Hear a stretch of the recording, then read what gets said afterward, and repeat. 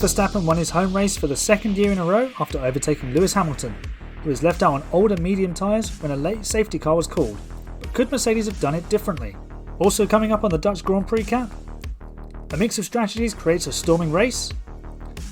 I pitch a new safety feature after Tsunoda's lap with unfastened seatbelts. And we rate the race and every driver's performance. So it's mics on and away we go. So welcome back to the Grand Prix-Cap, everybody. My name is Aaron Harper and I'll be taking you through my review of the Dutch Grand Prix. Quite an exciting race, actually, considering last year there was tension last year because of the duel between Lewis and Max at the front, and well, we had a repeat this year in a slightly different fashion. It was a disappointing race for Ferrari. We'll maybe touch on that when we go through the driver ratings. We'll touch on Max's victory as well when we speak about him, but I want to start with Mercedes because they were the big story of the race. They started on the medium tyres and they threatened to turn this race completely on its head, and they almost came away with the victory. But before I do dive into Mercedes, of course, we should congratulate Max Verstappen on a 4th consecutive victory this season, which, they've been done in a pair either side of the summer break, but it just sums up the form that he and Red Bull are in. They're just near enough untouchable at the moment. And Ferrari are doing their best to be even further away than before. So it is only a matter of time now. It was a very good victory for Max Verstappen. It was easier by the end than it really could have been. But, I think he'd done the hard work beforehand. Before I start talking about Mercedes, just make sure you follow me on Twitter at 5_red_lights, Aaron Harper 41. So if you're watching on YouTube, you can actually see that on the screen. I'm also on Instagram, 5redlights. You can follow me on Twitch, Aaron Harper 5RL, for the Alpine Juniors Only stream. And let's dive on into Mercedes then. Lewis Hamilton said after the race he felt a 1-2 was possible for the team, while George Russell said that Mercedes would have fought for the win without the virtual safety car. And, the VSC, did it help? Helped a little bit because it allowed them to go from being on hards versus Verstappen potentially on softs at the end of the race, which is what Christian Horner said that they would have done. And then, we'd have had a repeat of Abu Dhabi completely with Hamilton at the front on hards and Verstappen chasing him down on softs. But it gave Mercedes the opportunity to go on to mediums, and they were catching Verstappen. Whether they'd have had enough of an offset is questionable and up for debate, but they were giving it a good go. George was really fast, Lewis was excellent as well, and Verstappen was perhaps just babysitting his tyres. He said that the hards didn't quite suit their car as well as perhaps on the Mercedes, but who knows how that would have turned out, because we had the full safety car later on. And that's where the race really got away from Mercedes, because by this point, whatever they did, they were kind of stuck. Because they had track position, but everyone else behind could just do the opposite to what they did. But if they blinked first, again, everyone else could do the opposite, or they'd have to concede track position. So, really difficult situation.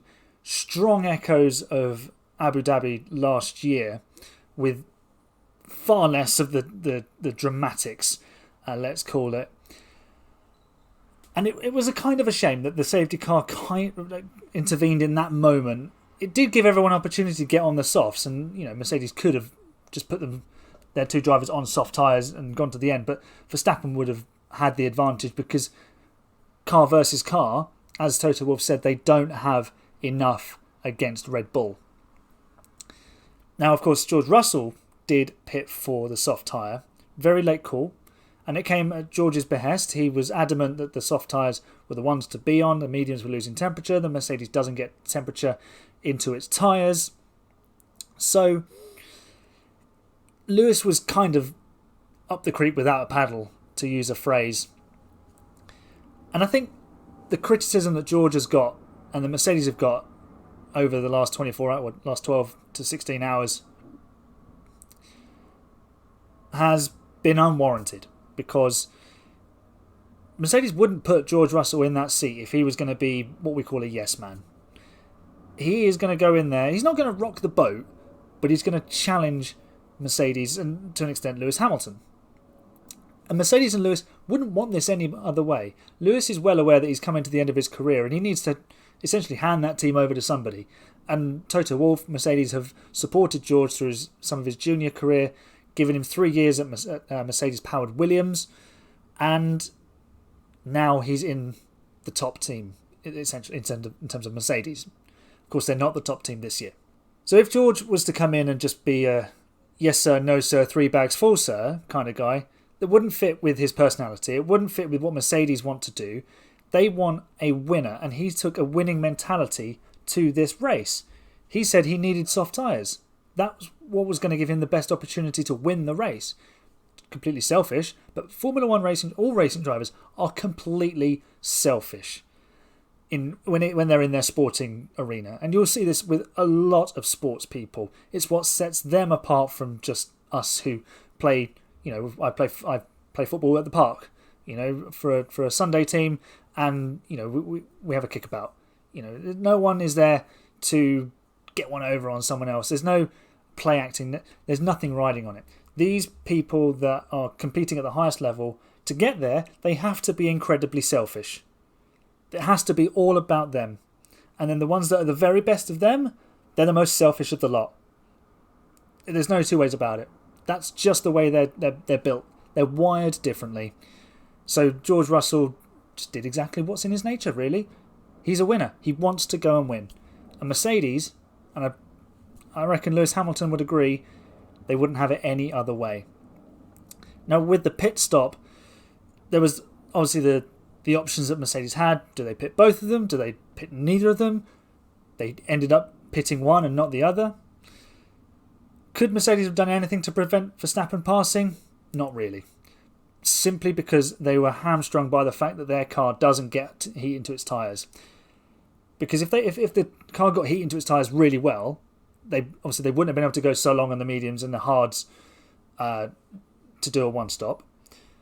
But they could have potentially left both of them out, left George as that buffer, knowing that he would get the tyres up to temperature eventually, but allow Lewis to escape, deliberately accelerate later than Lewis on the restart, and just give him that breathing space while the temperature come up, and you can see the picture. But still, Verstappen on softs in that Red Bull probably still would have caught Lewis. But the Mercedes W13 is very kind to its tyres, too kind to its tyres, especially at the beginning of a stint. But that pays back later in the stint. But with 12 laps to go after a safety car, you don't have time for that. Mercedes were incredibly stuck because they went for a one-stop. But as Toto Wolff said, they had to risk it. And if you do the same as everybody else on strategy, you will probably end up where you started or around there. There was a race that Lewis Hamilton actually won. Back in 2008, he competed against Nelson Piquet Jr. for victory because Nelson Piquet Jr. started on the hard Bridgestone tyres at Hockenheim that year and ended up leading the race because of a safety car, a well-timed safety car, which vaulted him from sort of 17th, 16th on the grid. He was in the lead. Hamilton had to come back through on a different strategy and make the overtakes.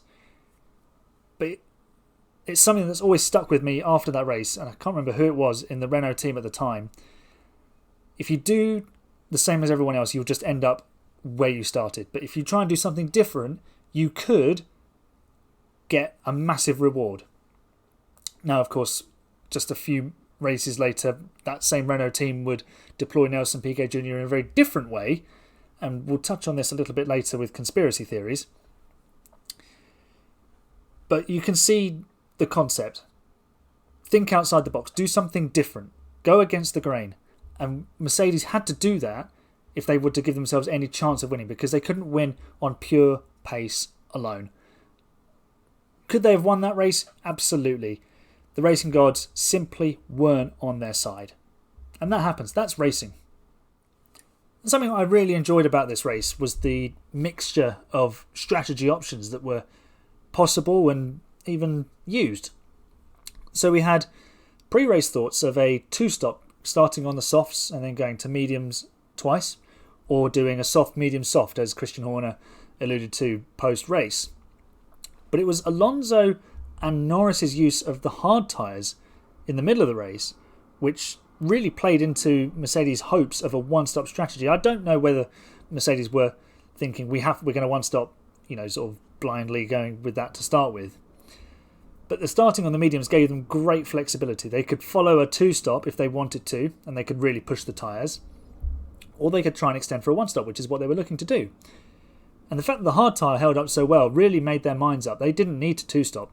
They could have got the job done, and they would have been both drivers on the podium, but for the safety car. And Ferrari fell away, which was surprising because they'd looked really quick all weekend, but their race pace was nowhere. Leclerc lost 5 seconds in the opening stint to Verstappen. Sainz lost even more and had Hamilton hustling him on harder tyres. And the variance of strategy really made this race interesting. It was always going to be a slow burner because especially if Mercedes starting on the medium tyre, because that's not going to show you what's going on immediately. You're going to get about halfway into the race. And we got to lap 30 before they switched to the hard tyre. And the appearance of the virtual safety car and the full safety car really just made it extremely complex to call the strategy. And the strategist, it's a tough job. It's a really difficult job. You've got maybe 6 or 7 seconds to work out what the best course of action is. And of course, they have all their simulations and their plans. And if you listen to the onboards, they're telling the driver VSC or a yellow, we are staying out if it's a virtual safety car, coming in if it's a full safety car. They know what the plan is, but you have to know when to do that. And the criticism that's been sent towards Hannah Schmitz at Red Bull, it's bang out of order. She did her job, and she did it brilliantly, in the same way that Ross Brawn used to do a brilliant job on the pit wall, strategizing Michael Schumacher to victories. I bet you no one would have criticised him. And James Vowles at Mercedes pulled out some brilliant strategies.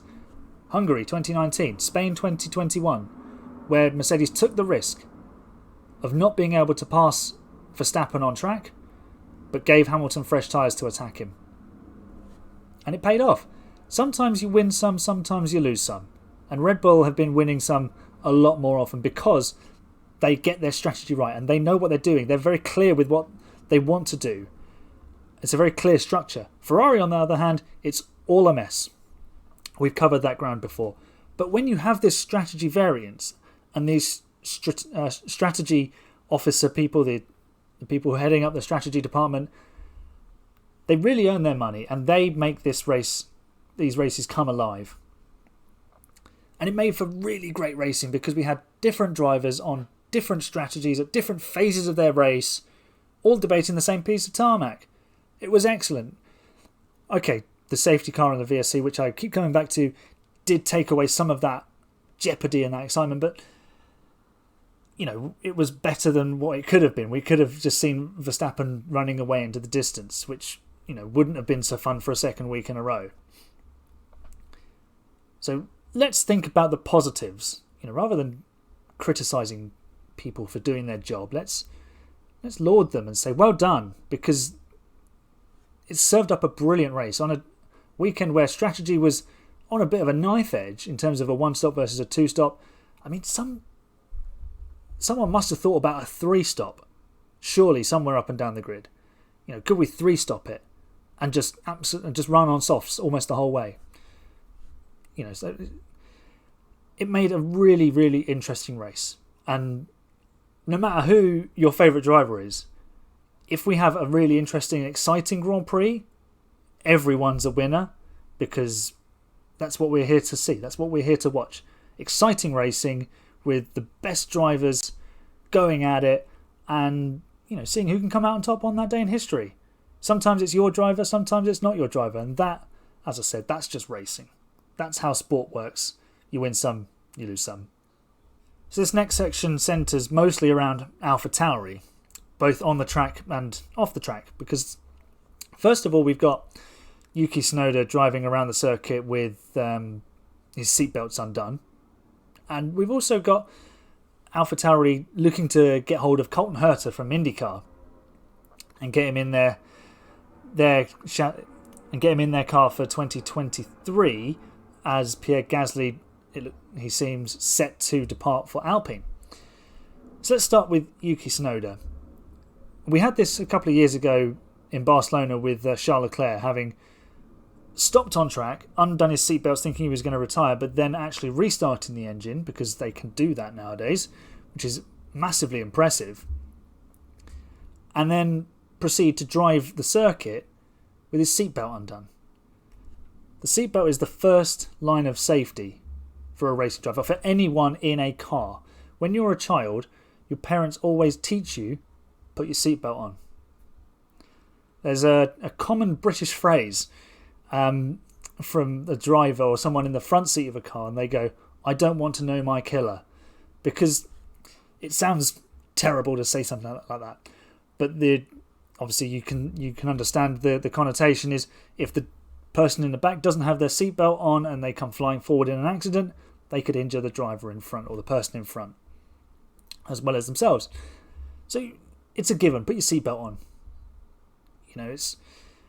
And for a racing driver on a live active racing track, on a short racing track with blind corners that are very fast, to be driving around with no seatbelt on is absolutely ludicrous.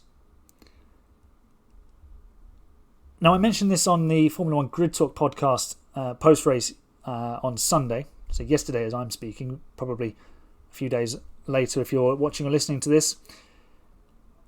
I think it could be very complex to pull this off, and it might be a little bit controversial, but I feel like there could be a sensor within the seatbelt restraint. It's somewhere on their stomach. Once all the clips are in, that the sensor then sends a signal back into the car, which allows the engine to be fired. Without that signal, the engine won't turn. There's the ECUs won't activate the power for the car. Obviously, if the seatbelt was to come undone slightly during the race and the engine was to lose power, that could be dangerous. Absolutely, I completely accept that. But you look at the way that the red lights on the back of the cars flash when the cars are harvesting energy. That could be a possible sort of lookout for a car losing power because the seatbelt has come undone. It tells the drivers to expect the car in front not to be accelerating as quickly as they might expect it to. So there is your fail-safe, and the car would just power down. It would switch itself off, and that happens. The car just switches off and drivers have to react. So I feel like that is something that we could I wouldn't say easily, but it's quite a simple solution to a rare problem, but something that has actually happened twice now in the space of 2 or 3 seasons, and it shouldn't be happening. It really, really should not be happening. Let's go a little bit off track with AlphaTauri and the Colton Herta situation. I think Colton is a fabulous driver. He's very fast. He's a little bit crash prone, which would worry me, having Colton Herta and Yuki Tsunoda in the same car. I don't think there's many occasions where it's going to potentially always come back in one piece. There's a lot of jeopardy in terms of the driving consistency, because there's no doubt to their ability or their talent. But whether they can get Colton Herta in the car in the first place is the big hurdle at the moment, because he doesn't have an FIA super license. So I was having a look just before recording, and drivers have to be 18 years old. They have to hold an international grade A competition license, valid driving license, obviously. They have to pass an FIA theory test on sporting codes and regulations, complete 80% of 2 full seasons in single-seater championships, and they have to have accumulated 40 points, 40 super license points, over the past 3 seasons in any combination of championships that are listed in the Wikipedia page. So let's take the FIA Formula 2 Championship and the driver who's likely to win that this season, Felipe Drugovich. He gets 40 points just for winning it. First place. And bear in mind he's finished possibly within the top 10 in the last couple of seasons. You know, he'll have enough points. But those 40 points just for winning it, bang, he's in. He doesn't need to worry about it. He just needs to tick all the other boxes and he can have an F1 seat. The IndyCar series, if you finish first in that series, you get 40 points as well. But Colton Herta's not going to finish first in the IndyCar series. He may not even finish in the top 10, which, 10th place only gives you 1 super license point versus 40 for winning it. And Stefano Domenicali has said that the rules must be followed, and some people have taken this as F1 is a closed shop, and I think Formula One needs to retain the quality of the grid. Exemptions have been made in the past for certain drivers because of sponsorships and whatever, but I think there's a real opportunity here for the FIA and Formula One to work together and actually establish a route in from everywhere. Because if you want Formula One to be the pinnacle of motorsport, you want the very best drivers. So the problem doesn't lie necessarily with Formula One or even with the FIA essentially. It actually lies within the structure of this super license system, and now the way that IndyCar and Formula E are buzzing around and they've got really talented drivers, and then you've got Formula 1 and you've got Formula 2 as well and Formula 3. That ladder's there, and you're seeing Formula 2 drivers like Callum Ilott and Christian Lundgaard actually go out to IndyCar, and some of them are moving to Formula E, like Dan Ticktum. Antonio Felix da Costa has gone over to Formula E and done very well. Stoffel Van Dorn, of course, Formula 1 driver, gone across there and become world champion in Formula E this year. You've got to have these championships mean something and give them a path back to F1. And if you can't do that, you're going to keep ending up with pay drivers. Let's take Lance Stroll and Nicholas Latifi, for example. We all know the reasons why they're on the grid, but are they the best possible option? Of course, Lawrence Stroll owns the Aston Martin Formula 1 team, so as long as Lance has the requisite amount of points, he was always going to be in that seat. That's fine. Latifi, on the other hand, solid driver, good racing driver. Is he one of the best 20 available? Because some drivers won't want to come over to Formula 1. They will enjoy IndyCar or Formula E or do something else. And that's fine. But, if there's drivers that want to get here, we've got to make it more accessible. And we also want it to be high quality. So you've got to change the point system. So rather than maybe doing it on championship position, awarding points, maybe award points for, both championship position, but also race wins. If you've won X amount of races in a certain series, that's worth this many points. So that would help you establish who the high quality drivers are. There's ways around it, and it just takes a little bit of forward thinking, which unfortunately doesn't always seem to occur within Formula One's management and the FIA. So hopefully we can get that over the road, and we don't need to have exemptions made. But then without exemptions, we may never have got Kimi Räikkönen, and he was some driver. But of course he had an exemption because he'd only done 20 odd car races before he joined Sauber. And we'll finish with the final point about AlphaTauri before we dive into the driver ratings. And we'll talk about the conspiracy theories and how supposedly AlphaTauri deliberately sent the car out to stop on track to cause a virtual safety car to help Max Verstappen. It's all fun and games. That's fine. But to go out on social media and start accusing it all being fixed and everything is a bit much. But as I said in my tweet last night, look, this is a consequence of Abu Dhabi. It's a loss of trust from the fan base towards the integrity of the sport. So sometimes something can appear suspicious, and it's usually just a coincidence. But it would be very difficult for AlphaTauri and Red Bull to coordinate that without the FIA clocking what's going on, because you need all sorts of communications. There'd be text messages. There would be, how can you predict that scenario in the race?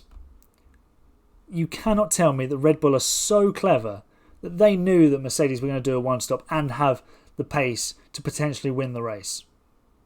Not a chance. Not a chance. So how could they possibly have deployed AlphaTauri as a defence mechanism? No. Not that I'm advocating it, but you would use your second car to do it. You would have Perez do it. And we make jokes, he spun to protect Verstappen's pole position. Hamilton was matching Verstappen and Perez spun when he was ahead on the track. That's all fun and games. That's fine. It was clearly a driving error, but it's fun to go, Christian Horner said, if we light up this bit on your screen, you got to spin deliberately at the last corner or something. Who knows? But to actually suggest that AlphaTauri did it on purpose, I'm not buying it. And anyone who feels that way just needs to calm down a bit. Because, yes, it's a coincidence. It's nothing more, though.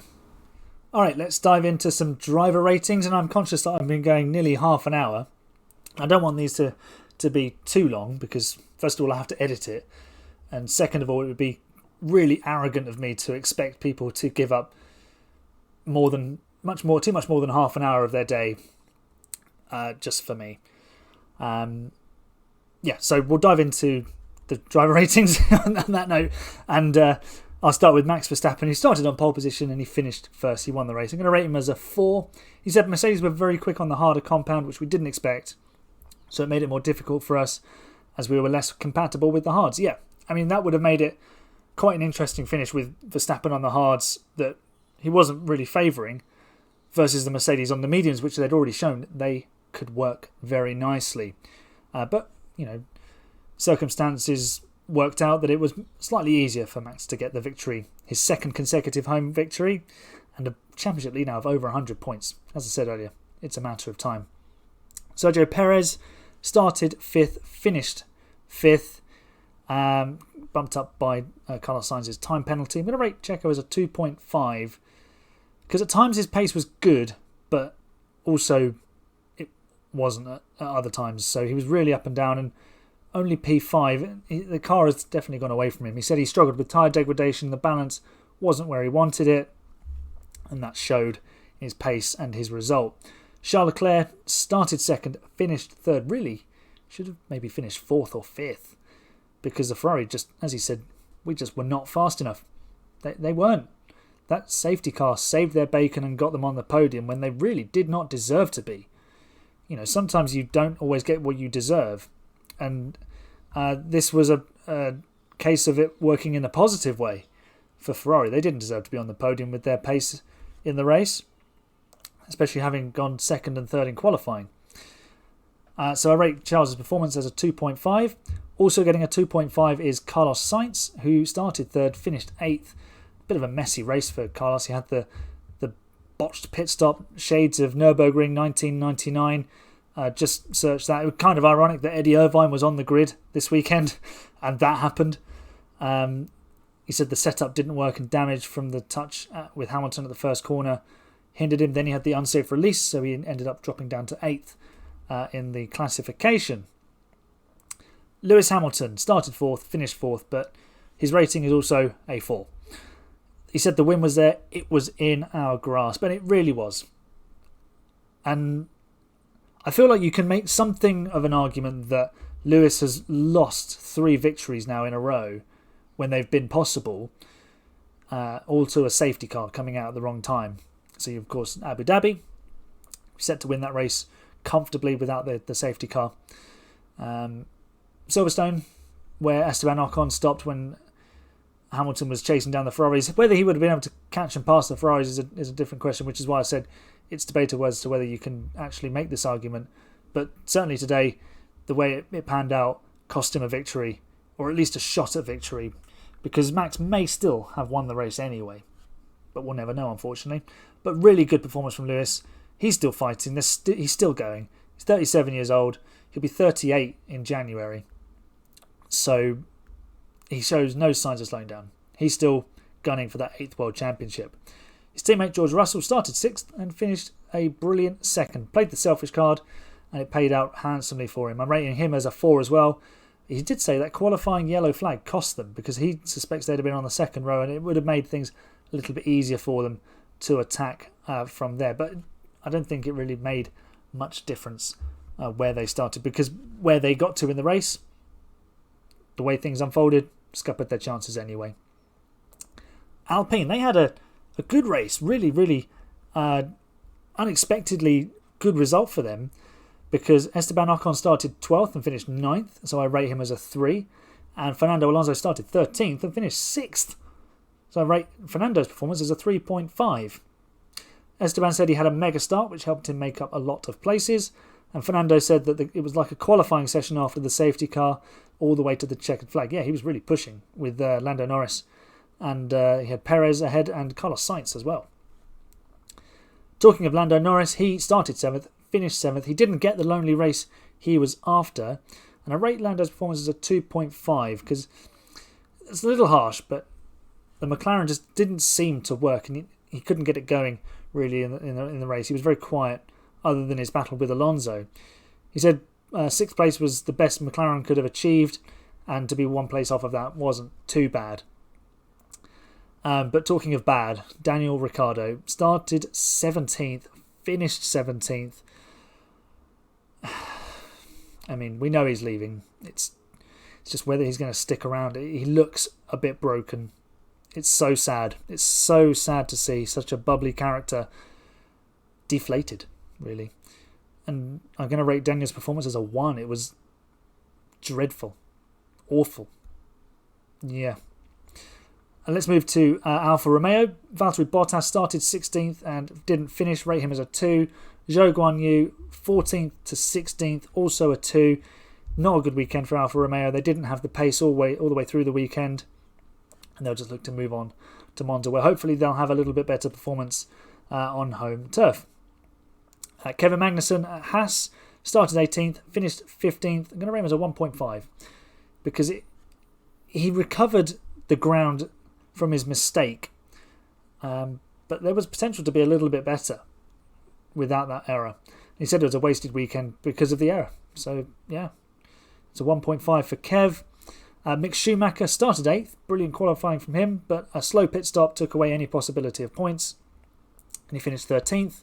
So a rating of 2 for Mick.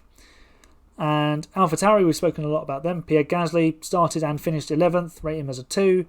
Yuki Tsunoda started in the top 10. 9th place in qualifying for him. But failed to finish with his various... Well, it was eventually a differential problem that they said. But why was he only given a reprimand for driving with no seatbelt? Although I have seen that I think he's reached the limit of reprimand, so he's due a grid drop for Monza. Haven't quite seen that confirmed anyway, but we'll wait and see on that one. So I rate Yuki as a 1.5 because he should never have carried on with unfastened seatbelts. Sebastian Vettel, 19th to 14th. I rate him as a 1 though because he completely got in the way. I mean, this is the guy who was always asking for blue flags. And there he is, not obeying blue flags and getting a 5-second penalty for ignoring blue flags, which, if this was, Latifi or, let's say, Nikita Mazepin, Twitter would be throwing their keyboards at him. Or, yeah, them. But as it's Sebastian, and he's a little bit... Maybe he's had a bit of a senior moment. He is getting quite old now for a Formula One driver. But... it's fine. It's like Seb. Don't worry. We love you, Seb. And we do love you, Seb. But please get out of the way when you're showing a blue flag. Because, you know how annoying it is to be held up by a back marker. So get out of the way. You had ample opportunity. And Aston Martin, some of that blame's on you because the engineer needs to give him that information.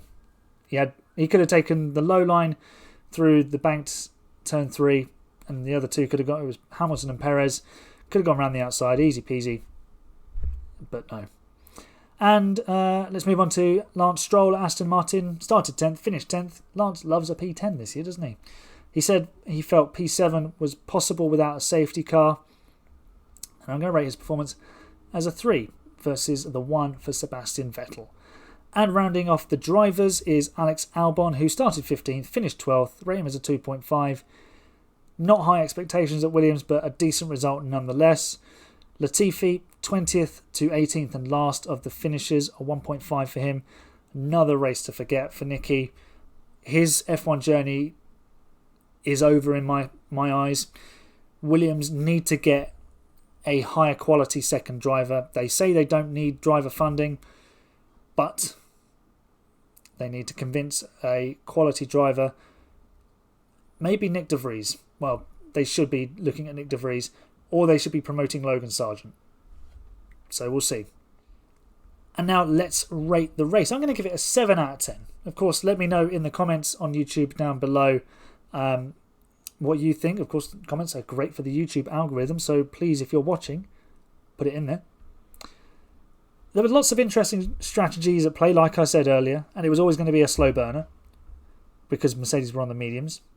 And overtaking wasn't easy. It was even with the extended DRS zone, it's still tricky. You needed to be half a second behind when you got the DRS. But last week at Spa, it was just all too easy to overtake if you had a Red Bull. And I think this race could have been an 8 out of 10 had the race played out organically. But I do feel we'd have had the same winner in Max Verstappen and Red Bull because that combination is just too good at the moment. Just too good. That said, as I've said before, if you give Mercedes the Ferrari package, they're probably doing something with it. As always, I asked the boys and girls at Formula One Grid Talk for their ratings. So Tom Downey gave it a 7. The mixed strategies and virtual and full safety cars helped. More exciting than Spa. Lou Edwards gave it a 6. It was good fun, but also fairly predictable at the end. George Howson said 6. I feel the safety cars robbed us of what could have been a fantastic battle for the lead in the closing stages. Completely echo that sentiment. Ruby Price gave it a 6. Pitting under VSC or full safety car needs a rethink because it keeps taking away from the battles. Yes, there is that argument, and I haven't touched on that today. We had I suppose it would probably work better now than it did back in the mid-2000s because they had refueling back then and drivers would run out of fuel and have to come in. So now that they start with the full tank of fuel, maybe that rule could be changed. And then they open the pit lane, but then you have everyone diving for the pit lane. And at Zandvoort, well, in Formula 2, they said you couldn't pit under the safety car or VSC. So maybe that's the way forward. If it's a tight pit lane, no pit stops under a safety car. Maybe that's the rule. You can't pit behind the safety car or VSC. Everyone has to pit under green flag conditions. Who knows? Let me know on that as well in the comments. Owen Medford, 7 from him. As much as the safety cars took some of the shine away, it was in another world they'd have left us with a great battle. Yeah, like I said earlier, win some, lose some. Carl King said he actually enjoyed the strategy, gave it a 7, while Jawad Yacoub and Sophia Richmond also gave the race a 6. Of course, chuck your race ratings in the comments down below. If you're listening on audio, send me a tweet or just go onto the YouTube video and chuck it in there. It would be massively appreciated. And the checkered flag is waving on another episode. Thanks so much for joining me. I really hope you enjoyed this episode. If you like what I do, leave a review. You can do that on Apple or Spotify. And if I've rocked a mic, give it a like on YouTube. You can find my written work on f1chronicle.com and insideof2.com. I also do the live stream with Alpine on Twitch, Aaron Harper 5RL. For that, you can find the link in the description for the show. Follow me on Twitter, follow me on Instagram, as I said earlier. I will be back next week for the Italian Grand Prix, but I will actually be in a brand new office. Yeah, I'm actually moving on Thursday to the South Coast. Very excited. It's going to be a busy week. I'm not actually going to be able to watch the race live unless I go to a cafe or a pub and pinch some internet, because my internet doesn't arrive until next Tuesday. which is a week after I'm recording this episode. Actually, I'm recording this on a Monday. So yeah, next Tuesday. It's going to be a travel back in time, back into the dark ages, really.